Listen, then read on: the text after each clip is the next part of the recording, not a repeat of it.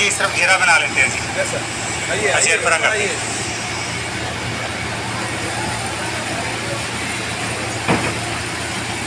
आइए आराम से आ जाइए।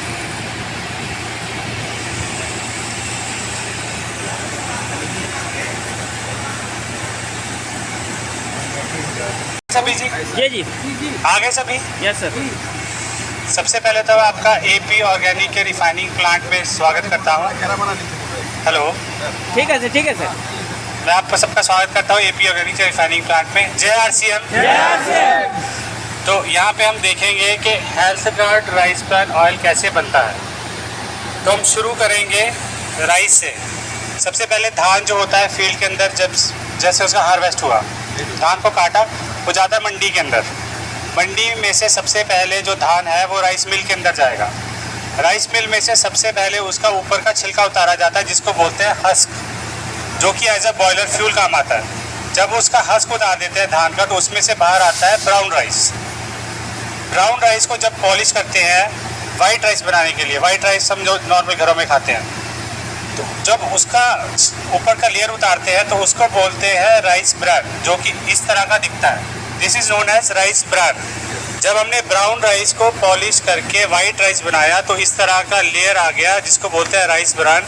जितना भी चावल का गुणकारी तत्व है वो सारा इसके अंदर ही आ जाता है, बाकी सब तो कार्बोहाइड्रेट बचता है। तो इसके अंदर उसके एंटीऑक्सीडेंट, उसका तेल जिसमें गामा राइजोल, टोकोफेरोल, टोकोटाइनोल, स्क्वालिन और सारे माइक्रोन्यूट्रिएंट्स सब इसी के अंदर आ जाते हैं। तो ये हमारा स्टार्टिंग रॉ मटेरियल है राइस ब्रान। अभी हम क्या करेंगे, सबसे पहले इसका पैलेट बनाएंगे, छोटा छोटा पैलेट बनाएंगे।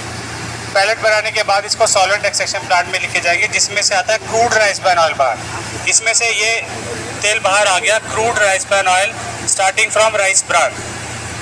ठीक है ना जी, ये हमारा कच्चा तेल बाहर आ गया।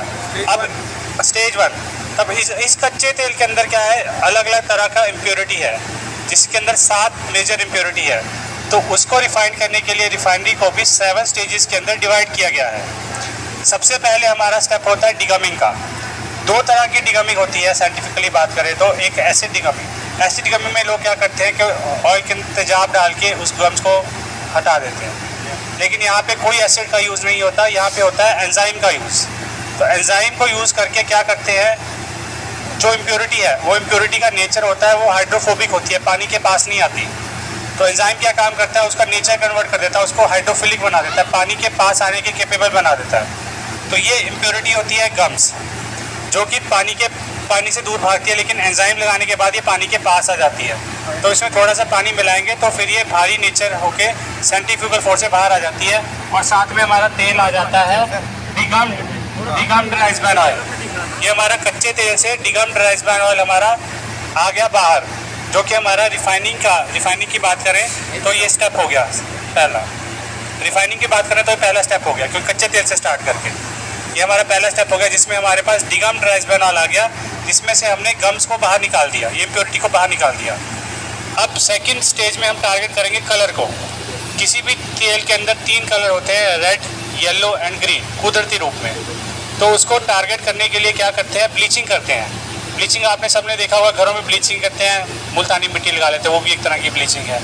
तो उसी को तेल को ब्लीच करने के लिए नेचुरल क्ले से ऑयल के साथ रिएक्शन किया जाता है, जिसके अंदर उसकी कलरिंग पिगमेंट्स हैं वो सरफेस के ऊपर एब्जॉर्ब हो जाते हैं, वो मिट्टी उस कलर को चूस लेती है और उसको अपने साथ रखी थी, और फिर उसको फिल्टर करते हैं तो वो अलग हो जाती है स्पेंट अर्थ के फॉर्म में, और हमारा जो है ब्लीच राइस ब्रान ऑयल बाहर आ जाता है डिगमिंग के बाद।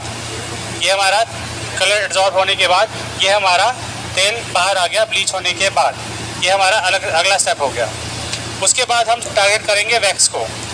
वैक्सीज की अगर हम बात करें तो वैक्सीज होती है, जैसे नॉर्मल देखा होगा कैंडल वैक्स होती है, या फिर शू पॉलिश वैक्स होती है, या एप्पल के ऊपर कोटिंग के ऊपर वैक्स होती है, वो रिफाइंड वैक्स होती है। ऐसी कच्चे तेल के अंदर क्रूड वैक्स होती है। क्रूड वैक्स, उसको हम क्या करते हैं, इस तेल को, ब्लीच ऑयल को धीरे धीरे जब ठंडा करते हैं तो उसमें से वैक्स की क्रिस्टल बन के वो तेल से बाहर आ जाता है। जब हम फिल्टर करेंगे तो वहाँ से हमारा डिवैक्स्ड ऑयल बाहर आएगा, इस तरह का डिवैक्स्ड ऑयल बाहर आ जाता है हमारा। ये ब्लीच से डिवैक्स्ड हो गया। वैक्स का सैंपल है, वैक्स का सैंपल का वैक्स ये हमारा वैक्स है। जब इसको तेल को फिल्टर करेंगे तो इस तरह का वैक्स ऑयल से बाहर आ जाता है, तो ये हमारा डिवैक्स्ड ऑयल बाहर आ जाता है। इसके बाद हम चौथे स्टेप पे पहुंच गए, जो जिसको बोलते हैं डीएसिडिफिकेशन। डीएसिडिफिकेशन वो स्टेप है जो कि अलग करता है फिजिकल रिफाइनिंग को केमिकल रिफाइनिंग के साथ। केमिकल रिफाइनिंग में क्या किया जाता है, जो हमारी इम्प्योरिटी है वो है फैटी एसिड्स, उसको वो एक एसिड है, लोग क्या करते हैं उसके अंदर कास्टिक डाल देते हैं। जब कास्टिक और एसिड, अल्कली और एसिड मिलेंगे तो न्यूट्रलाइजेशन हो जाएगा, तो वो केमिकल रिफाइनिंग का पार्ट होगा जिसमें न्यूट्रलाइजेशन की जाती है।